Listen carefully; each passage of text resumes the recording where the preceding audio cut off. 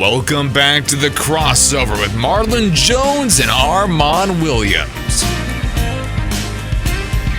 All right, welcome back to the crossover with Marlon Jones and Armon Williams, KDUS 1060. Subscribe and follow us on our social media accounts on both YouTube and Facebook at the crossover 1060. So that's if you're on youtube.com, that'd be youtube.com/at the crossover 1060. And if you're on Facebook, it would be facebook.com/the crossover 1060. All right, this is the segment. This is a condensed show. Right. Crazy to say, we're almost done. I know, it is crazy. It went by fast, didn't it? Super fast. Yeah. And we so much stuff to talk about. We're not going to have time to talk about all stuff that's happening. I mean, you had passing of a couple legends. You had Bobby Knight.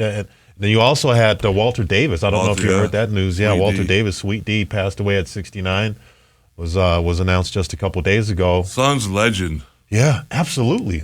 I mean, obviously, most recently Denver Nuggets, but right. I think that he was actually doing some broadcasts for the Denver Nuggets over the years. But yeah, also a Tar Heel legend too. Tar Heel legend, absolutely. As a matter of fact, the University of North Carolina, they announced it. They announced his passing. And, I remember growing up watching Sweet D. The Suns uni. Oh, yeah. It's one of the sweetest jump shots you ever seen, man. Ever. Yeah. Yeah. Rest in peace to him, man. And Bobby Knight. And then Bobby Knight talking about what he finished, like the second all-time winningest coach in college Division I basketball. Yeah. Obviously, he had his controversies. Yeah, he had his controversies, but he was very successful. Yeah. And you talk to any former player that played for him, they have nothing but good things to say about him. Right. And he did it at a time where he didn't have a lot of, he wasn't like Dean Smith who would get like 3 or 4 or 5 McDonald All-Americans every season. I mean, he had his fair share of good players, He had Calvert Cheney, Isaiah Thomas, Steve Alford, but he would have one great player, and then the rest were basically role players. Mm-hmm. And he got everything out of them, everything that he could possibly get out of everything, and he did it clean. Yeah, you can say he didn't. He didn't break any major NCAA infractions. He graduated his players. He did. Yep. Obviously he had his issues, he had his incidents, and ultimately they wound up taking him out of Indiana, and then he went to Texas Tech, had some success at Texas Tech. Success, yeah. Yeah, Indiana really hasn't recovered since they let Knight go. No, they have not recovered. Kind of like how Nebraska has recovered when Tom Osborne. Osborne, absolutely. Sometimes you get those coaches. Mm-hmm. Do you think that Amanda, that Oklahoma State's coach, that he would have that effect if he leaves Oklahoma State? I do think that it would be really hard on Oklahoma State for him to leave. He has a long-standing history there in so many capacities. So I do think it would be difficult. I think that the crowd is fickle though, so it always depends on what's going on during the season. Yeah, but you look at the success. We were talking about Bedlam, the success that he's had. I mean, he had, I think, one losing season. That was his inaugural season when he came in, was 2005 when he took over. And ever since then, he's had a winning season. So you talk about probably one of the most slept-on college football coaches. Yeah. Yeah, him. And I think, it's a good subject to bring up. Like what constitutes success for college football? Like, what are you looking for in a coach? I mean, some obviously you have fan bases, they expect championships every year. Your Alabamas, your Ohio States, your Georgias. But then there's other schools that, like take Iowa, for instance, or Utah, that have these coaches. They win more games than they lose, right? They do it cleanly. Right. They go to bowl games. They don't get a lot of the big recruits, but like I said, they win more than they lose. Mm-hmm. I mean, would that be okay to some people, or do you or do you just like after 3 or 4 seasons of 8-5 or whatever, and go into the Boulder City Bowl, you're like, that enough's enough, we need championship? You got to know who you are. You got to know your lane. And I think that Oklahoma State's very comfortable with that with Mike Gundy. Oh, yeah. I'm not talking about Oklahoma. Yeah, I just saw. Yeah. I think that was probably one of the problems with the University of Arizona, man. Be perfectly honest with you, Rich Rodriguez. Now we're having success under Jed Fish. We're having great successes. They're getting ready to play UCLA tonight.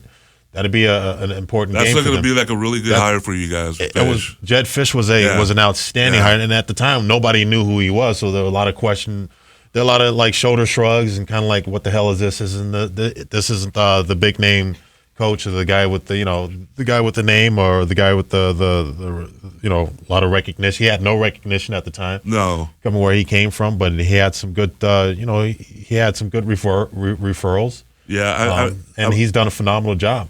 I brought that. Oh, go ahead. I think a good case study is probably this whole Coach Prime thing, because we need to see, is he going to have a winning season? We just don't know yet. In the end, if he's going to have a winning season, not just in the numbers, but in the just in the way of culture, right? How is everybody going to see him in the end?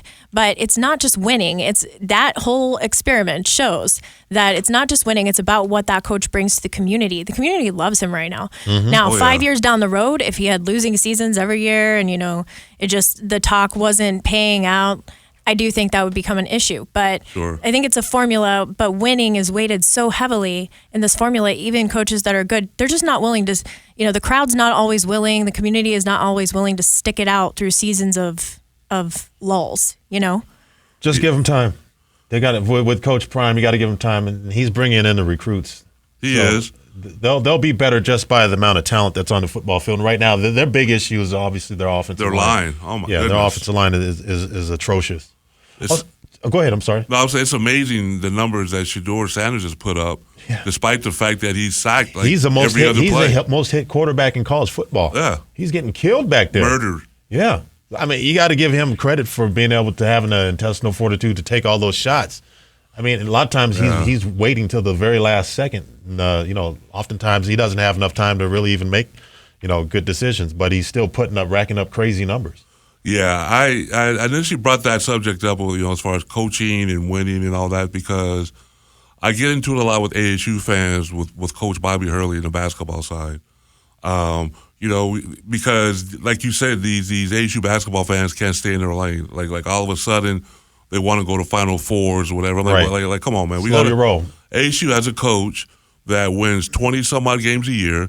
He's recruiting his tail. Like, I don't know if you've seen the class he's got coming in next year, the 24. Whoo! Yeah. He's recruiting his tail off, and he had a great class coming in this year. Like, I think last year was the best team that he's had since he's been in Tempe, the team he had last year. And I think this year, the team he's about to roll out there is better than last year. You talk about somebody that you talk about a program that's lucked out after, like, losing a legendary head coach. That'd be U of A down in Tucson.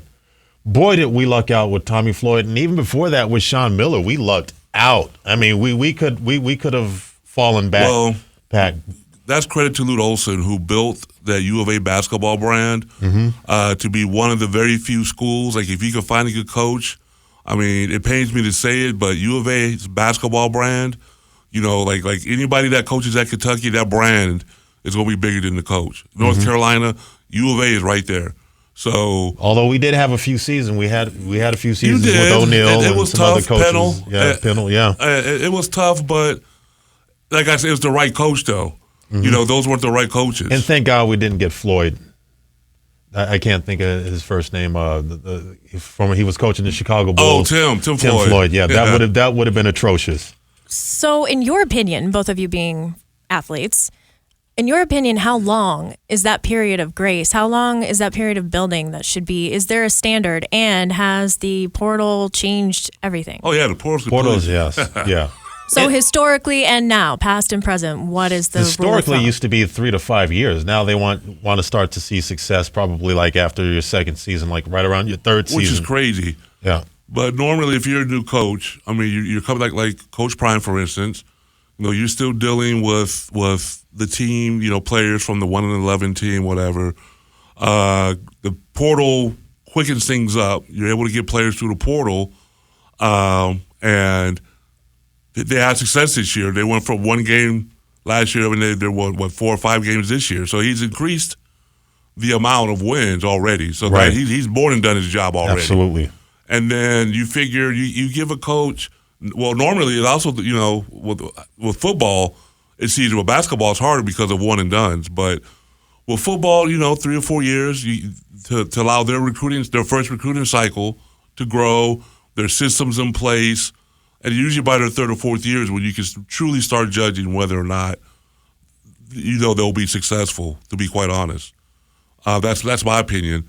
But it's crazy too, because when you look at Whittingham at Utah, when he got there, he took over a program that was built by Urban, but he had a couple like 2 or 3 years in a row. They went 5-7, and they stuck with him. But they believed in him. They believed in him. Yeah. And that was in year 4 or 5 that he had 2 losing seasons in a row, and usually fan base was like he's got to go, but they stuck with him, and he's the best coach in the conference by far. Yeah, absolutely. Real quick, 15 seconds. Real quick, Marlon. Any shout-outs?